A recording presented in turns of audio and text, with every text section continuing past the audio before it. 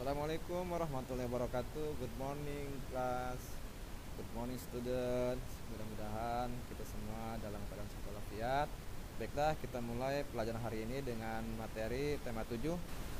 Baiklah, kita akan lanjutkan materi ke tema 7, yaitu tentang peran Indonesia di ASEAN dalam bidang ekonomi dan politik. Nah, dalam peran Indonesia di ASEAN, kita sudah pernah membahasnya di tema sebelumnya. Dan kali ini kita akan mereview sedikit apa sih peran Indonesia di ASEAN dalam bidang ekonomi dan politik. Kemudian, kita sebagai warga negara Indonesia, pastinya kita bertanya, kenapa sih negara Indonesia harus ikut berperan di ASEAN?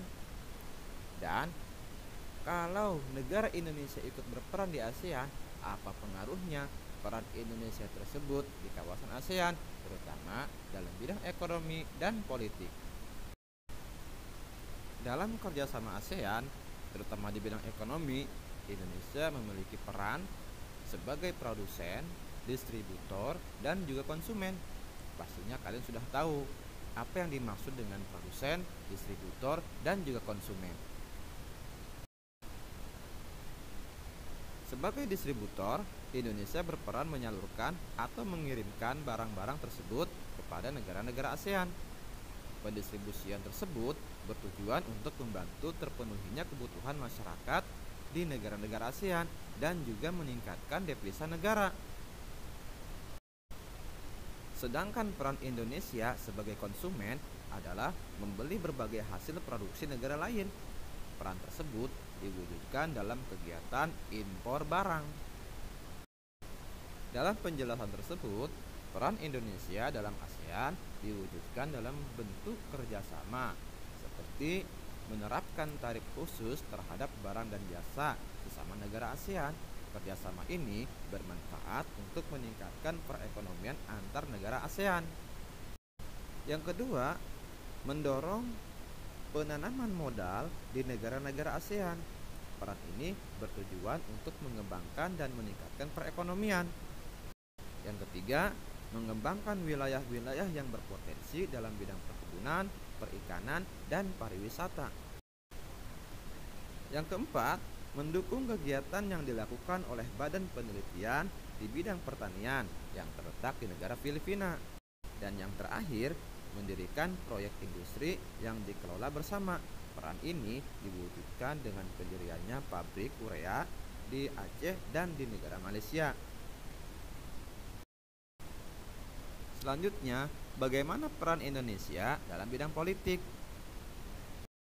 Dan pastinya kita sudah tahu, negara-negara di ASEAN memiliki sistem politik yang berbeda-beda. Namun, perbedaan sistem politik tersebut tidak menghalangi sesama negara ASEAN untuk bekerja sama. Selain bekerja sama, setiap negara juga berperan dalam menjaga perdamaian dan ketenangan di negara-negara ASEAN. Sebagai negara pendiri ASEAN, Indonesia juga memiliki peran dalam bidang politik, seperti menggagas dibentuknya Komunitas Keamanan ASEAN, ASEAN Security Community atau ASC. Peran Indonesia adalah membantu menanggulangi tindak kejahatan dan kekerasan seperti perampokan, terorisme, kejahatan lintas negara, dan pengedaran obat terlarang. Yang kedua, membantu perdamaian negara-negara yang berkonflik seperti Kamboja dan Vietnam. Peran Indonesia dalam peristiwa tersebut adalah sebagai penengah perundingan damai antara Kamboja dan Vietnam pada tahun 1977 hingga 1979. Indonesia juga membantu perdamaian antara pemerintah Filipina dan gerakan pembebasan Moro. Yang ketiga, melaksanakan Jakarta Informal Meeting yang bertujuan untuk mendamaikan pihak yang berkonflik di Kamboja.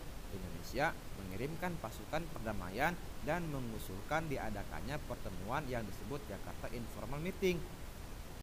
Yang keempat, sebagai negara yang menjunjung asas demokrasi, Indonesia mendorong pemerintah negara ASEAN untuk memajukan prinsip-prinsip demokrasi.